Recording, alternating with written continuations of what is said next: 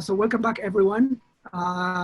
We are on the verge of having artificial intelligence systems that can conquer the world and that can do everything, except for starting presentations in PowerPoint. That's beyond the capabilities of current AI. In any case, it's a great pleasure to introduce Professor Haim Sompolinsky. Arguably one of the fathers of computational neuroscience. He received numerous awards. I won't have time to list all of them because I really want you to listen to him. So Haim is jointly a professor at the Hebrew University in Jerusalem, as well as a professor in computational neuroscience at Harvard. So without further ado, Haim, all yours. Okay, very good. So let me start with this image. It's a photo that I took last year, the BMN course in Woods Hole. I don't know why I turned by accident in such a collage, but it's a beautiful sunset. And I just want to remind you that there is a beautiful world outside, the virtual one. And I urge all of you to visit Woods Hole, and BMN 2021 should host you again. What I'm going to discuss with you today is the question of how neural systems represent categories or concepts or objects, and more specifically, how categories such as objects emerge from low-level physical stimuli. We know pretty well, we have a pretty good idea how early sensory systems represent the physical variable attribute of a stimulus as an image or a sound or an odor.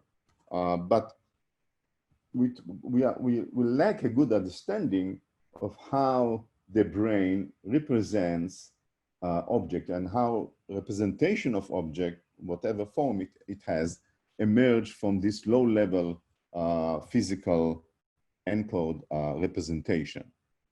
Now, here's another set of photos, images. I don't know if any of the students can tell us who is on the top left. Somebody posted Aristotle. Aristotle, yeah, it is Aristotle, very good. The middle top, Euclid. The bottom left.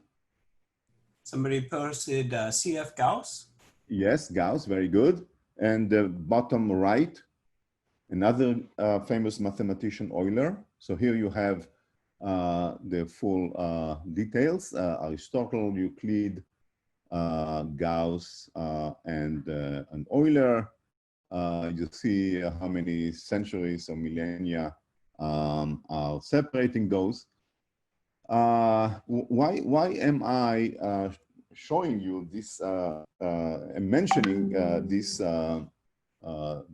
famous thinkers and mathematicians?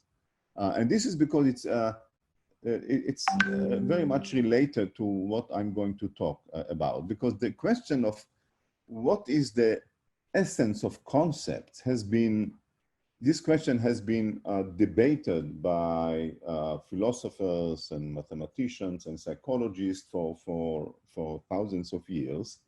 The classical theory of what concept is Aristotle, and then later on Plato, among the founders of the kind of classical theory, which says concept is an abstract entity which is defined by some logical or metaphysical sufficient and necessary conditions. So if you want a concept of a dog, then you'll see there is a list of conditions that if and only if this set of conditions are obtained, then the image or the entity corresponds to a dog, and so on and so forth.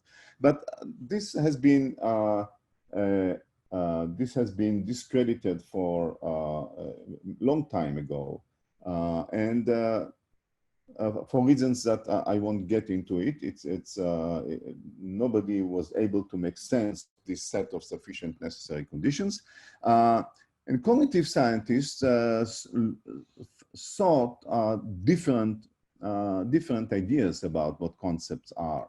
One famous theory by cognitive scientists in the 70s of the previous century is called prototype theory, which is that, that basically a concept such as an object is represented by an idealized image, let's say, of that object. Or let's say it's a dog, then there is a prototype, an idealized image of a dog, which represents the entire object, the entire concept. This idealized prototype may not necessarily be one of the real dogs out there. It may be, or maybe some sort of an average of many dogs to represent the essence of that concept. There is a competing theory, is exemplar theory, which says that basically mentally in the mind or in the brain, we store not a prototype, but a few typical examples, real examples of each one of these objects or concepts. And again, when there is a stimulus, we compare it not to a prototype, but to kind of the closest example. And then, of course, there is a whole literature and empirical data about combinations of those prototypes and exemplar or something in between or generalized and so on. But you can see how this is a non-trivial, highly non-trivial question, conceptualizing concepts. And what I'm going to discuss with you is something which I would call a geometric theory of concepts, or manifold geometric theory of concepts. It will have some relation to a prototype, as you will see later on. It will have some relation to exemplars, but nevertheless, it's neither. It is an attempt to capture the brain representation of concepts as, at least in some stages, in geometric terms. This is why I showed you these famous geometers, because the geometry that I'll talk about, as you see, has something with kind of Euclidean distances as kind of the basic sense of distances and so on. But it will be in kind of an abstract, high-dimensional spaces and trying to capture the shape of geometry of manifolds. And for this, Gauss and Euler were famous for establishing some of the basic concepts of manifolds. Good. So before I go on, I just mention my collaborators on this work. It's a set of works for several years now. Suyun Chang is now at Columbia University. Uri Cohen is at Hebrew University. Dan Lee is professor at Cornell Tech and director of the Samsung AI Center in New York. Ben Socher is in the lab of Surya Ganguly at Stanford. And most of the work, not all of it, but most of it, you'll see, you can read in the references that I'm citing here. I'll begin with, as you see later on, with the theory, and this will be the Physical Review X paper. And then I'll continue with the application of the theory to the visual system and in artificial deep convolutional neural networks. And this you can find more details in a Nature Communication paper published recently. All right, so I'll begin by introduction of neural representations of object manifolds. Then I'll talk about some theoretical constructs of manifold classification, manifold geometry. Then I'll apply to visual object manifolds in deep convolutional networks. And I'll end up with applications to neural data. I'll probably won't have time to discuss few-shot learning. So this will have to be perhaps BMN 2021. All right. So let me again recapitulate the challenge of processing objects or whether it is recognition or classification or categorization. The challenge is to do it for the brain is to make those computation in a way that is invariant to their physical variability. So you can see in the top right, we have a set of faces of different persons, but each face comes with different pose. You see in the bottom right, you see orientation or a spatial location variability, or even a category like a plane or a car or a boat can come in a variety of types of cars or planes and so on and so forth. I'll talk in some detail later on about ImageNet data sets, but this is another example. I'm sure most of you heard about it. It's a huge data set of about 1,000 categories, and each category has about 1,000 images. So again, you can see yourself that there is a rich variability in each category, not only in location or orientation, but in background, in many other things that may appear in the image, partial occlusion, and so on and so forth. Okay, so how do we turn those individual physical stimuli with the richness of the physical information about each image to a representation which basically keeps the identity of the object as the main variable. Okay, so here is a kind of an abstract notion of that. So imagine we have a population of neurons respond to these images.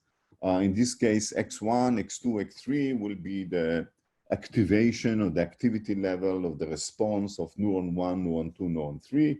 In general, we talk about very high dimensions. So this will be, I don't know, 1,000 or 10,000 or a few hundred dimensional space.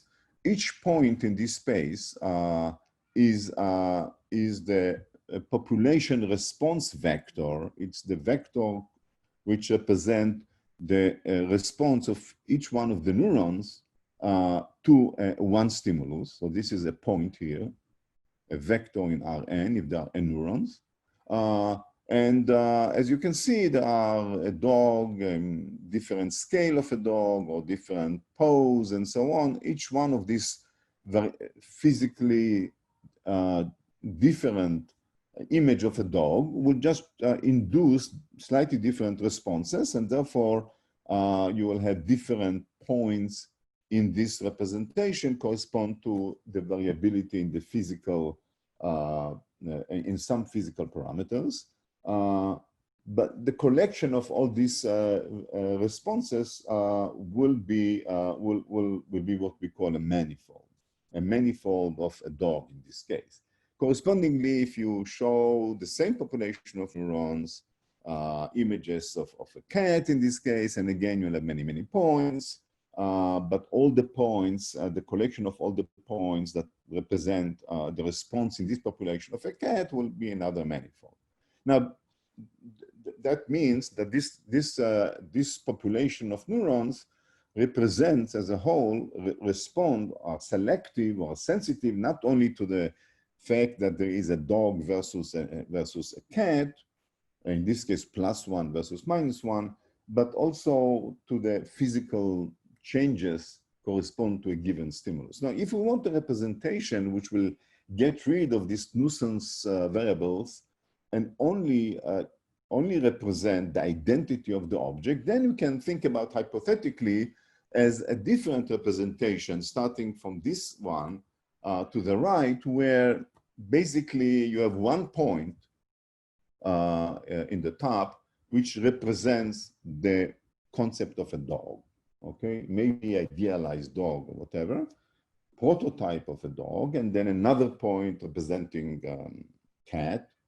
So this will be kind of a geometric visualization of the prototype approach. Now, the question is, of course, is this what happens in the brain? Do we find such a representation, which is collection of neurons that respond to the identity, are selective to the identity of the different objects, but nevertheless, they are not selective to the physical changes in the physical variables of the images, because everything is just represented by a single point, a prototype.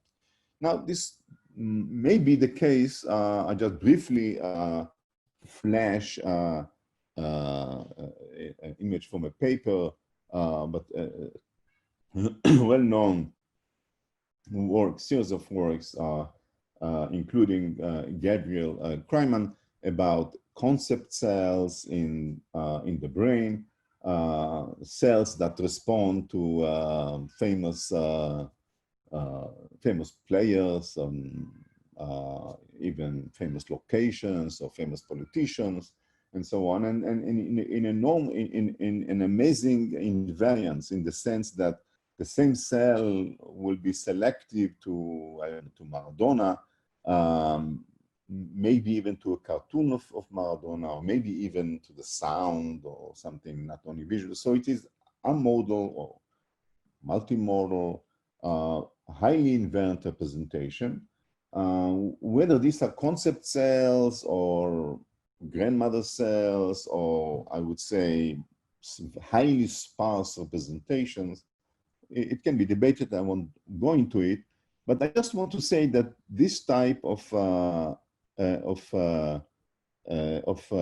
highly selective and invariant responses are found mostly in the hippocampus, particularly when they're multimodal. You know, a caricature of Bill Clinton will elicit, or even the name, the word, the name of the person will elicit response as its image, and so on and so forth.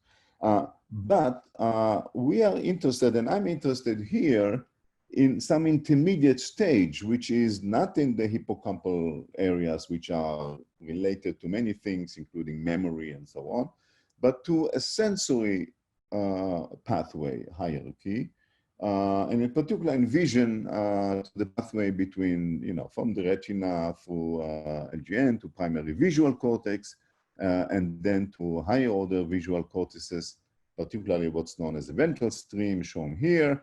And in those areas, it's fair to say we don't see such an invariant prototypical grandmother cell or whatever representation. We do even at the top layers of the visual cortex, what's known as IT cortex.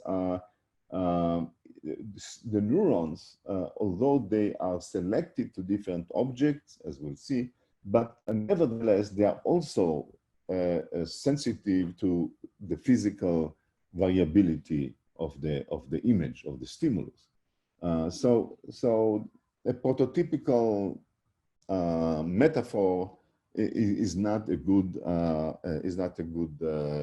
model for these stages. So for even the top hierarchy, the top stage in a sensory hierarchy, in the visual hierarchy. And it's an interesting question, if you have time to discuss it at the end of my presentation, is you know, why and so on. But this is the fact. I'll mention it at the end.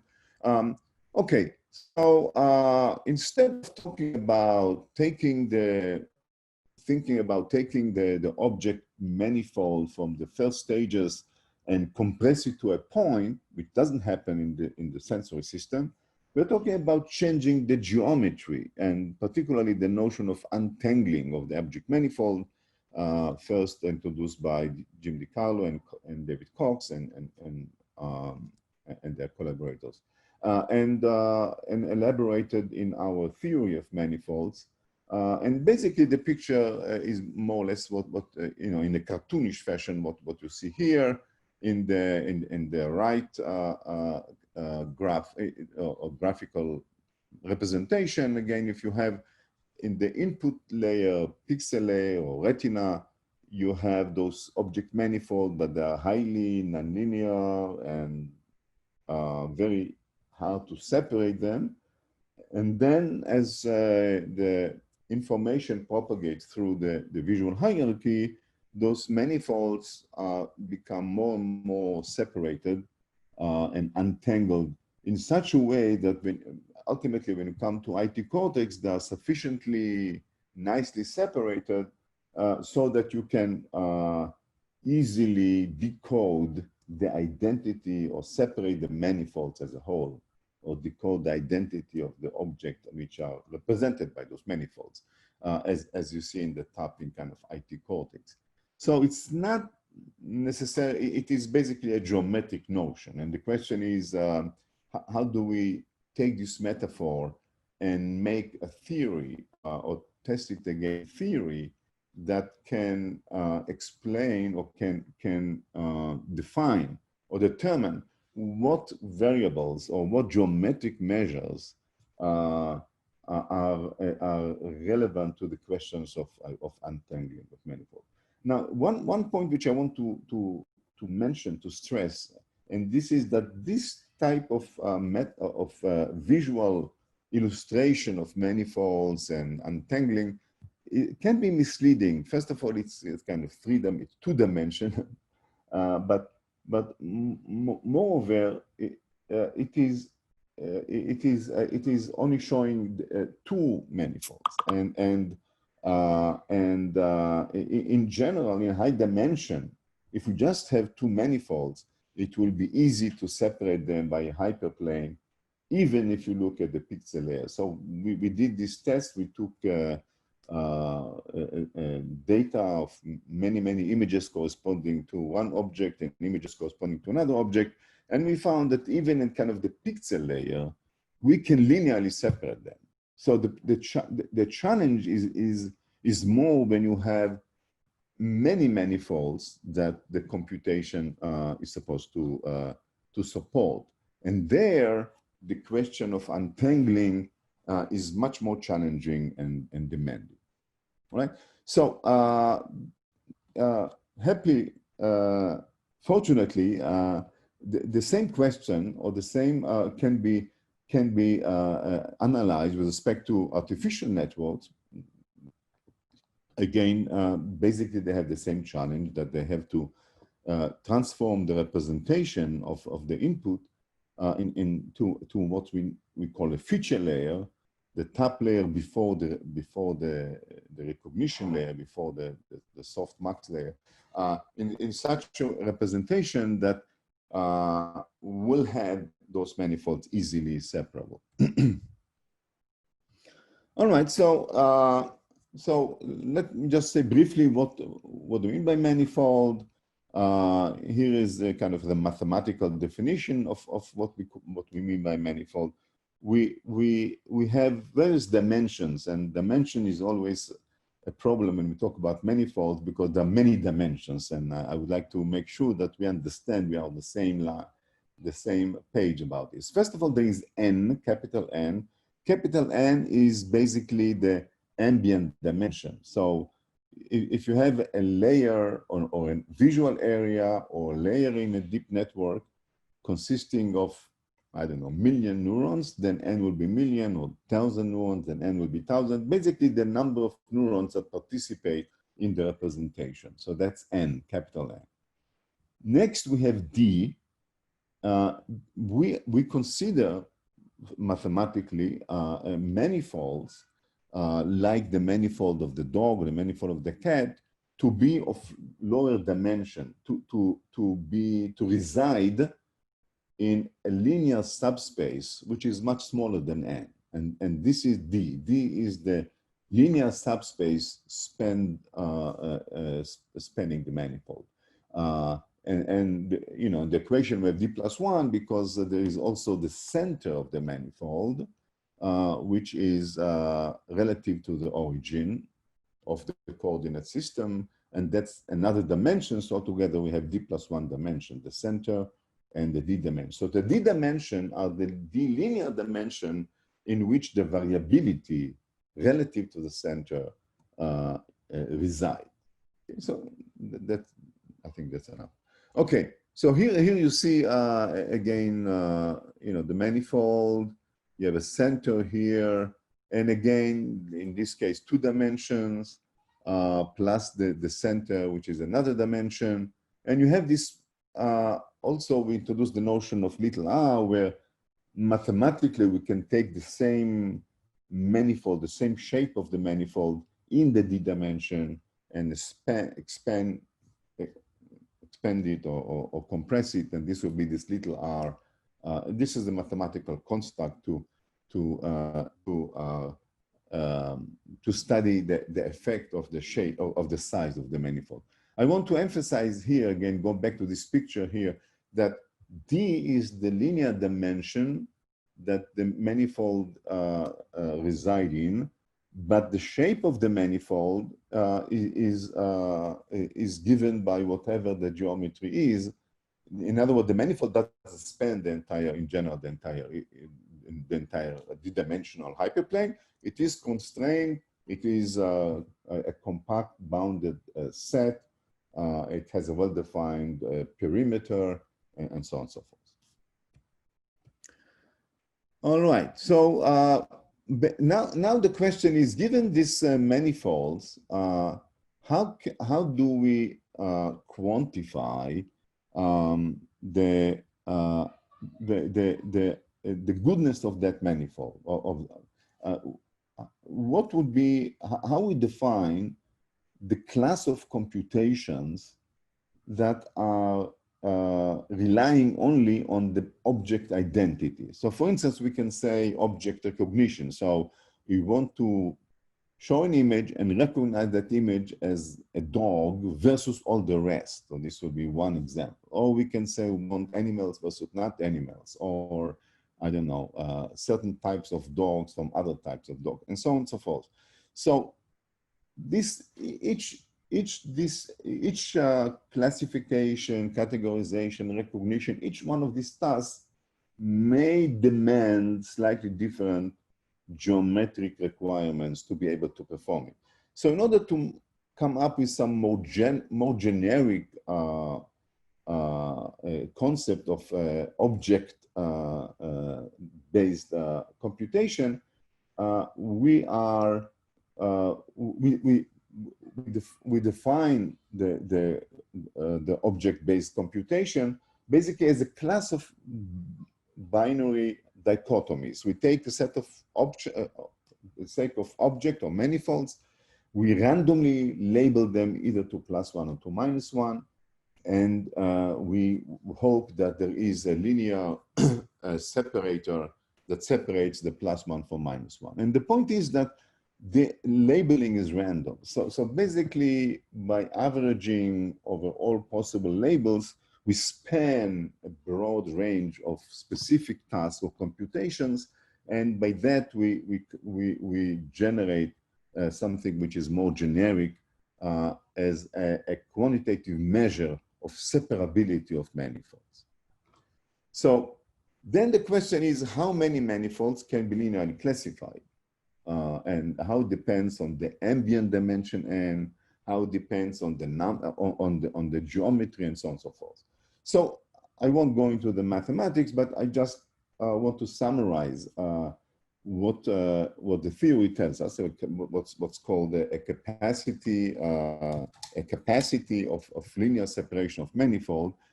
So the notion of capacity, denoted here by alpha c, critical alpha, where alpha is the number of manifolds that we separate in a given task, in a given labeling, divided by the number of neurons. And alpha c then is the maximum number of manifolds that with high probability will be linearly separable, but probability is over all possible random labeling of them. So this way it is, in some sense, a measure of information, a measure of object identity information in a representation. So that's from theoretical perspective is seems to be a very good measure of the separability of manifolds. And one of the things that the theory, one of the basic things that the theory tells us is that in high dimension, in ambient dimension n, the number of separable manifolds scales linearly with n. So the quantity which is interesting is the ratio between the number of manifolds and number of neurons. And that turns out to be extremely important, not only from theoretical perspective, but also from applying the theory or those measures to real data. Data from artificial synthetic networks, even more so from neural data, because all these are P small, P is finite, not small, but finite, N is finite. When we compare different stages in a hierarchy, N may be different. When we compare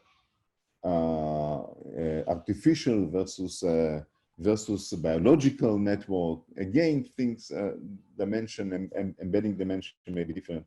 But once we know that the capacity is extensive in the sense that only the ratio, so when N is large and P is large, the ratio is what matters, then we don't have to worry about it. We can, for the sake of fairness, we can fix we can subsample and fix the subsampled N to be, let's say, 1000, and fix it for all layers, and also for other networks and also for neural data, and measure again and change P until we find that it's not separable. So measure alpha C. And the point is that alpha C is now a measure of the system as a whole. We don't have to ask, okay, what happens if we take the entire neurons and use them? Because the theory tells us that everything will scale linearly. So that's an extremely important attractive feature of this measure. Okay, so now we can talk about limits, and again, that's something which well known or can be derived easily. First of all, what happens if in the limit of prototypes, in the limit that each object is represented just by one point, by the center of the manifold?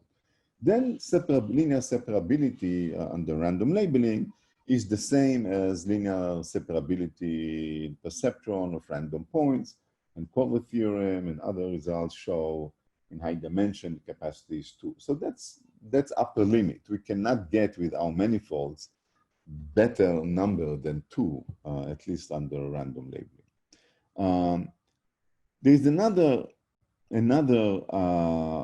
bound, a lower bound, which is if there is no manifold structure, really, if we have manifolds consisting of finite number of points, let's say m points, but actually there is no geometric structure here, that the points are random and we just collected m points and called it a cat, and collected another m points and call it a dog, but geometrically they are not different from random points. In that case, you can easily derive another limit, which is 2 over m. So when m is large, when the number of points per manifold is large, or maybe even infinite, then you get a very small capacity. So that would be kind of the lower bound. There's another interesting lower bound is when the manifold is actually continuous, so little m is infinite, but it lies in low dimension. So now you get alpha C like 1 over d. So basically we can say what is tangled versus untangled is tangled on one side is if the capacity is low, so it's 2 over m or 2 over d, and m is large and d is large, so it's very low capacity, versus manifolds which are sufficiently untangled so that the capacity is order 1, whatever order 1 means, but that's kind of the separation. Okay, and basically the theory is telling us that these two regimes are whether we are in the tangled regime or in the untangled regime depends on the geometry of the manifolds.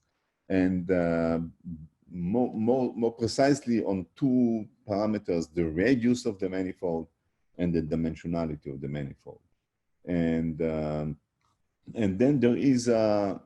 there's basically, so here's Rm and Dm. I'll talk in a minute what does it mean, but there is a notion of manifold radius, the size of the manifold, and manifold dimension, in how many directions it is spread, the variability. So that's Rm and Dm.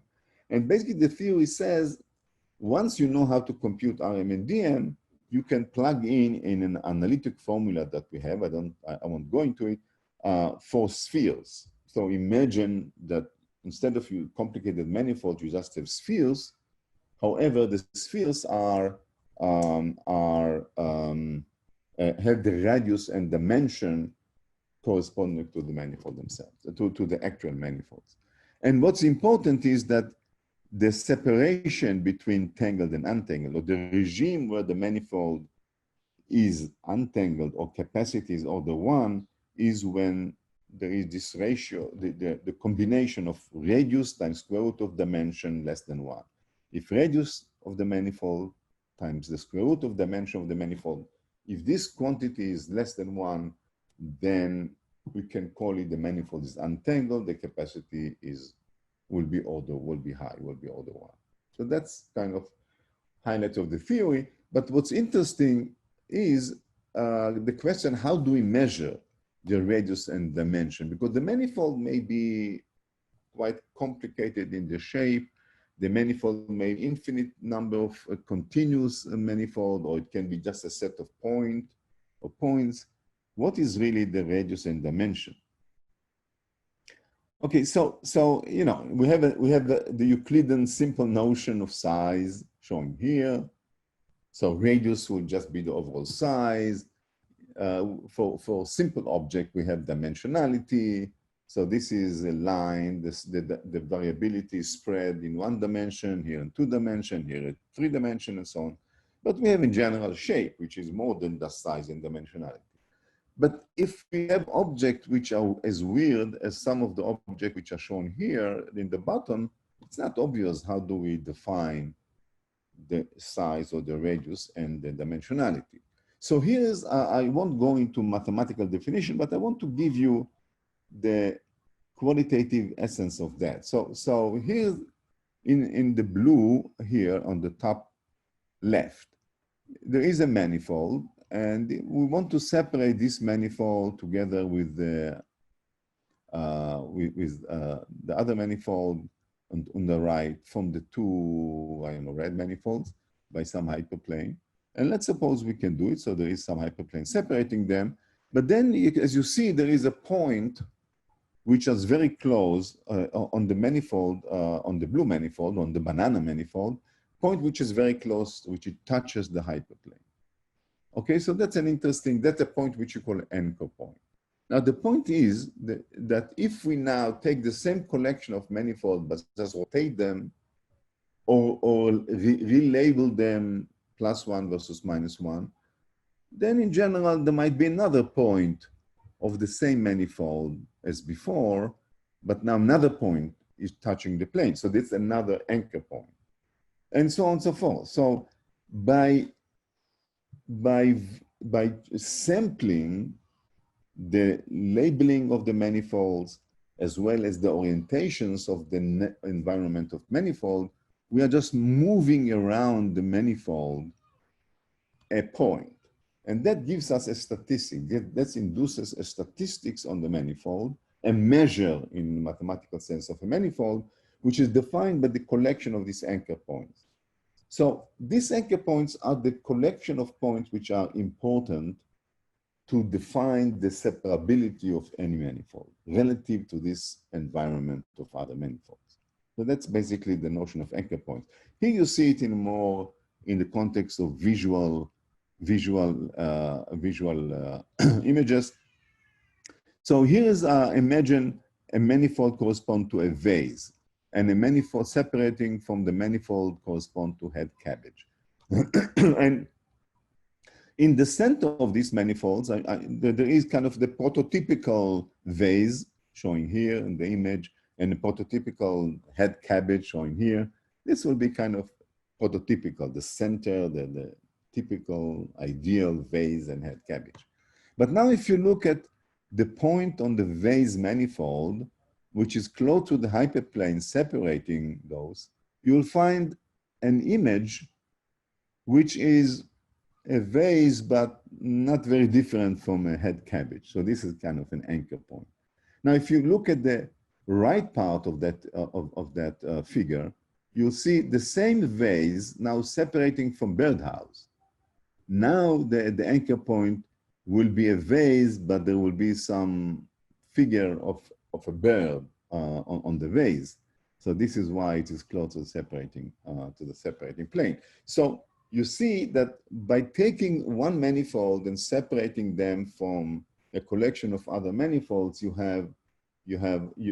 going to have an anchor point, which is similar to the notion of support vectors for those of you that know, but now in the context of manifolds, and that basically define the geometry. And kind of incidentally, again, you can see the relation between prototype and exemplars that I mentioned in the beginning of my introduction, because in the manifold theory, the centers are important because the signals are in the separation of the centers of the manifold. If the manifold would have 0 R, 0 radius, it means that they are going to collapse, to be compressed into the centers of the manifold. On the other hand, the centers themselves don't capture the geometry and are not sufficient to be able to perform the full separability if you just ignore the geometry. So here, in this case, the set of anchor points are, if you want, a set of exemplars for each manifold that are needed to be stored in order to be able to define the separating planes between a subset of manifolds. All right, so I'll skip correlations and for the sake of time, and I want to maybe stop here. I see there are questions before I go to application. This is the end of the theory. If there are questions, I'll accept now. The top one is from Giambattista. How do we know the neuron is looking for Diego Maradona and not for Argentinian or football player, etc.? Well, because if you look at that experiment, you'll see that you can show the neuron or the human different Argentinian football players. So again, that are details of that experiment. I won't go into it. It's marginal to what I am talking about. We have one from Sreya. It seems the number of manifold is correlated with the number of objects one can recognize. And when we learn new object categories, how does the manifold space change, and what happens to linear separability between manifolds since the number of neurons within a human is fixed? So when we learn, that's a good question. When we learn a new manifold, to what extent we need to change the representation to accommodate them? But I want to just to clarify. The P, the number of manifolds that entered into the capacity, is not the total number of objects that we can recognize. It is the total number of objects that can participate in a given task. So if I want to separate some manifolds, let's say cats and dogs from horses and cars, okay, that would be P equals 4, or not 4, but depending how many cats I have, how many dogs I have, and so on. So P can be enormous. The number of manifolds that we learn and we can do computations on can be enormous, but we are limited in any given computation. Any classification, if we want the system to be able to classify half of a subset of object from another subset of object, that is P, okay? So that doesn't mean that at some point we cannot see a new object, okay? P is how many objects can participate in one computation. In another computation, different objects can participate. Okay, so we can have one computation be separating male from female. So depending on how many faces we have, males and female and so on, we can have cars versus something else, and so on and so forth. So each of this computation is limited by the number of objects that can participate in that computation. Okay. Let me go on, and then we'll have a few minutes for further questions. Okay. Unless there is a burning question again of understanding, because that issue of P, it was a good question, because I think this is important to clarify. It's not the maximum number of objects that we experience. Okay, it's maximum number of objects that can be linearly separated from each other in one computation, in one classification task. Okay, good. So let me just show you how we take this theory and apply it to ImageNet. So here is an example. So here it is. We basically take what we call point cloud. So imagine we take ImageNet, we take whatever the number of images per category as our manifold. Sometimes we say, well, we take only the top 10% or top 5%. That's details which you can read in a paper, but it's basically a manifold is a discrete set of points. And we now, for instance, for AlexNet, we now take these images after training. We don't train the network. We take them after training, the deep convolutional networks, and we basically pass them this set of images through different layers, and we compute the capacity. How do we do it? We take these images, construct the manifolds. Now we say, let's do a linear classification, let's randomly label them, find the linear classifier, see at what point, how many of these we can do, and so on. So this is capacity. So you can see how the capacity increases from the pixel layer to the feature layer at the top. You can see here also the bottom horizontal line is what would be if all the points are shuffled so that it's basically like random.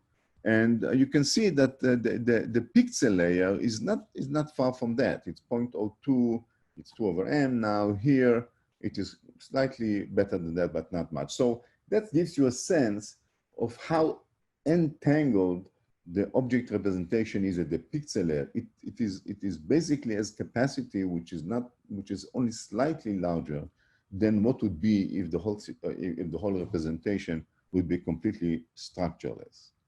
And now you can see that how the increase in capacity is correlated, as the theory says, with a very dramatic decrease in dimensionality of the manifold and decrease in the radius of the manifold. And the combination of those two, of shrinking the size and reducing the dimensionality, is what is causing this increase in capacity.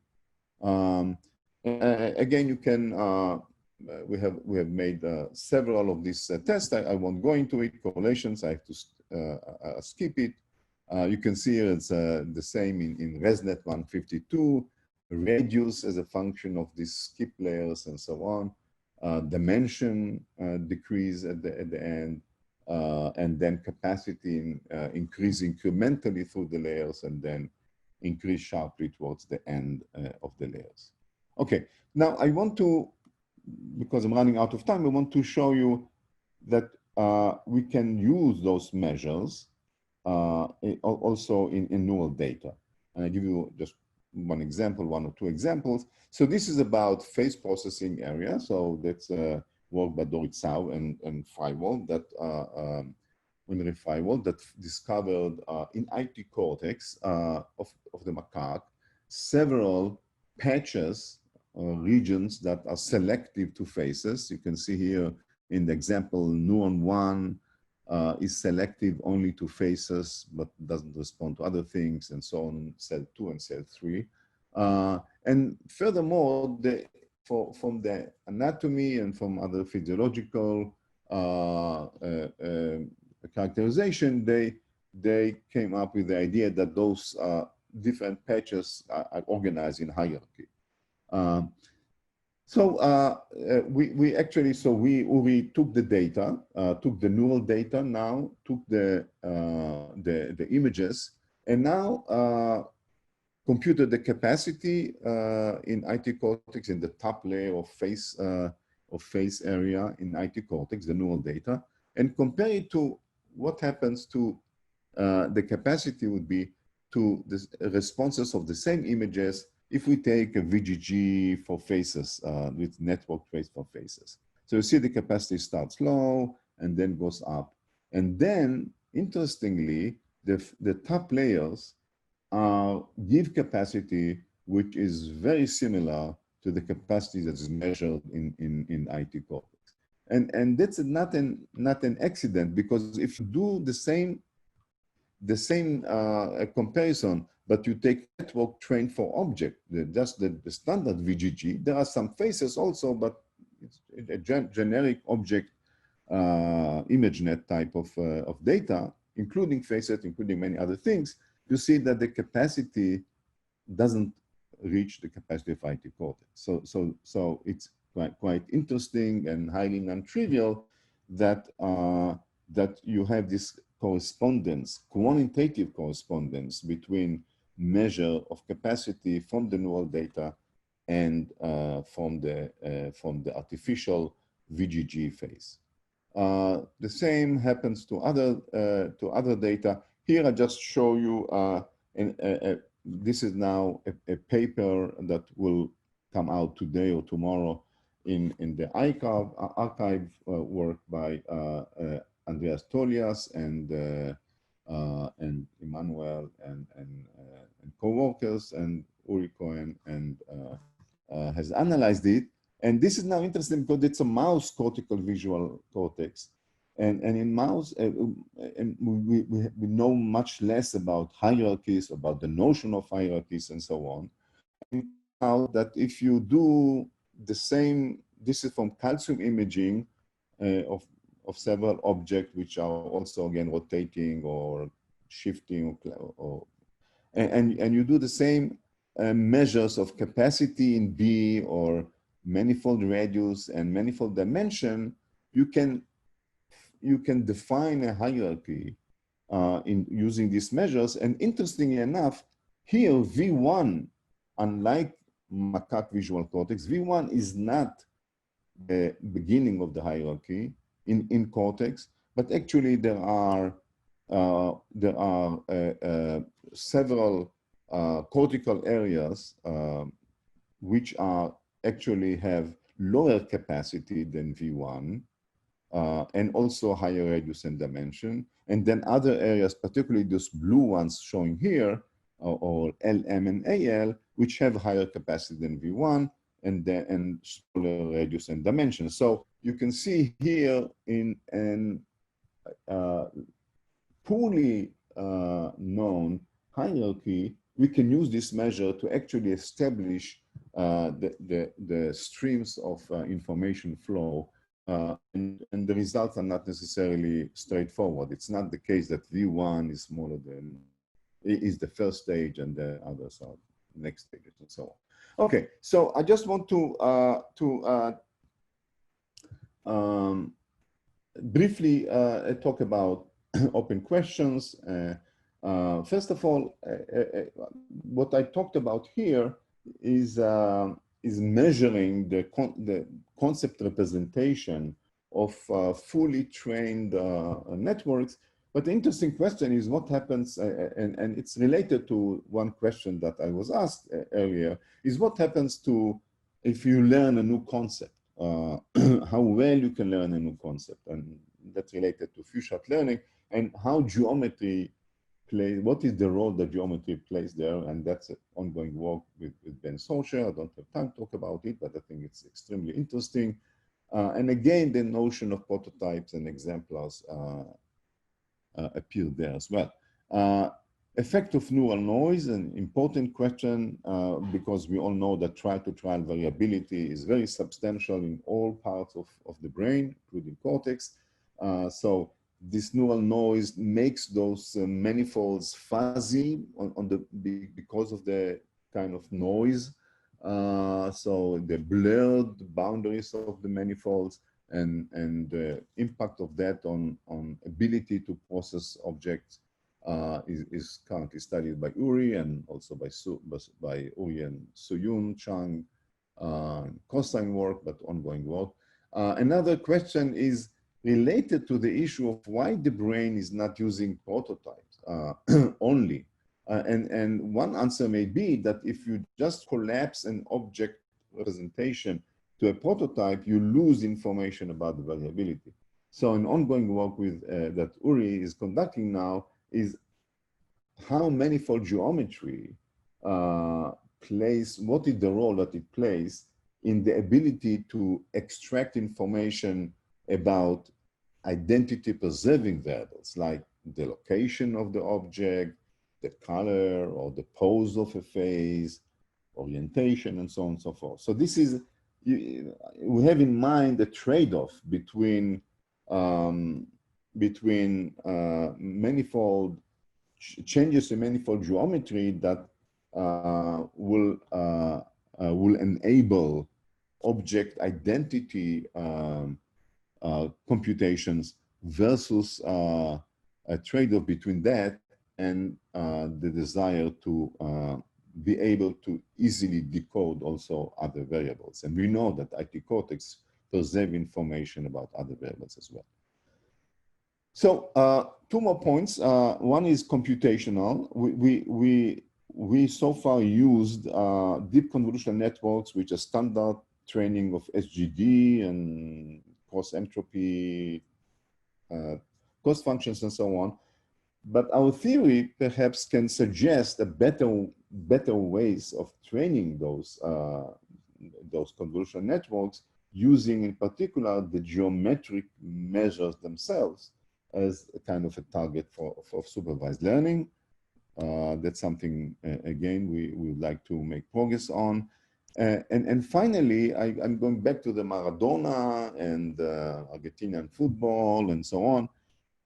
That will be a fascinating question, how we go from the visual model untangled manifolds, but still manifolds, to something which is much sparser and multimodal and connected to memory, etc., representations of concepts in medial temporal lobe, particularly hippocampus, as I showed before. So all these are kind of ongoing works, and I think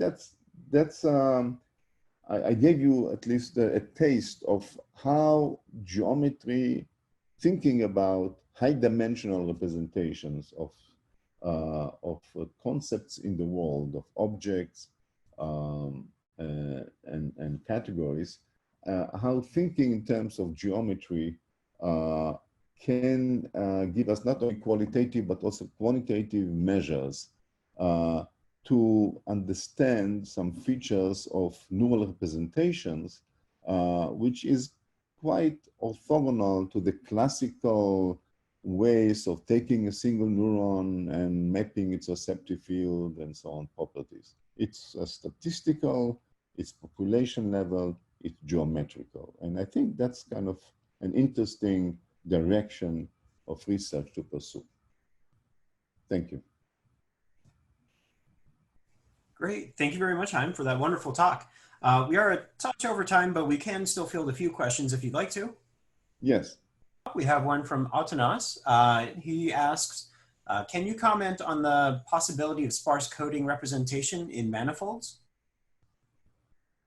Yes, so I didn't have time to talk about that, but sparsity is a feature which already exists in what I call the feature layer. So part of the changes in the representation that occurs from the input layers to the top layers, part of them has to do with sparsity. So I do think that sparsity is part of the micro mechanism that underlying changes in the manifold. And definitely when you go to the MTL, then it's extremely sparse.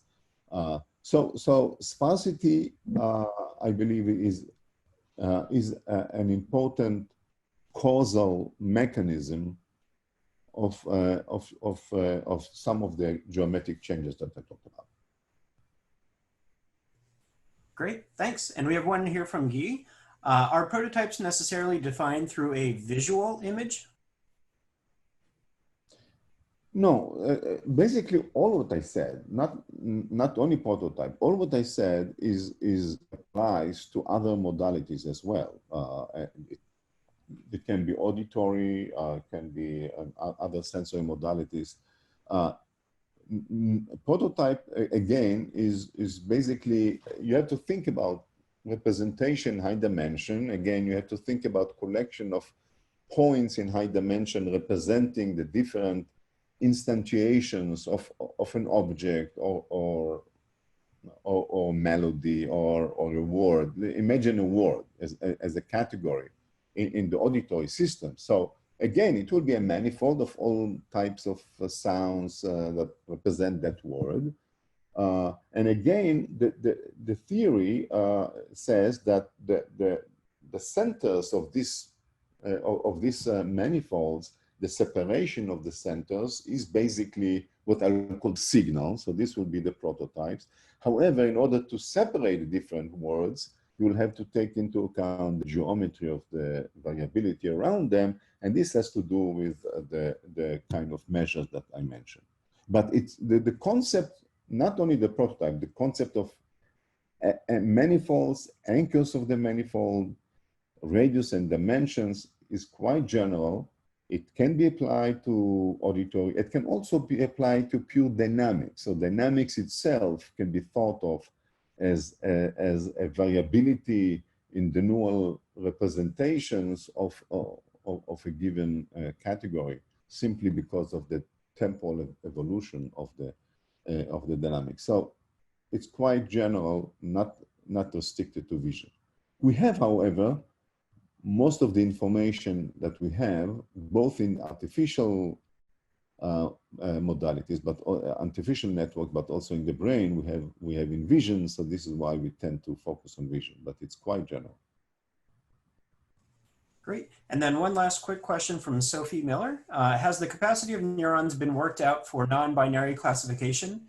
How does the amount of information per neuron change with more categories? Okay, so I'm not sure I understand the question. A category here is an object. So if you think about ImageNet, then the categories that I was talking about are the leaves, which are the 1,000 different categories there, you know, Persian cat and I don't know, Saudi camel or whatever. These are the categories, here are the objects.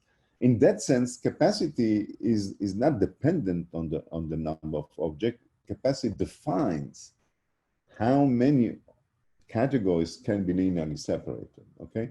That's what capacity is. It tells us what is the maximum number of categories that can be separated in a given computation. Now there are higher level categories in semantic hierarchy, like animals, but non-animals, and so on and so forth. And then that's an interesting question. And again, I didn't talk about it, but that's another ongoing or future work, is to discuss the hierarchical structure of the manifold. What does it mean that those manifolds themselves are part of a higher level categories? In that sense, this is I think a very interesting topic that we have not yet made sufficient progress on. Great, thank you. Okay, thank you all. It was a brief, I know, but I urge all of you to look at the papers. I'll put the slides on the website of the course, and feel free to write to me to ask more questions. I'll be happy to answer all of them. Okay, enjoy the rest of the course. This is wonderful, Haim. Thank you very much. Okay, thank you.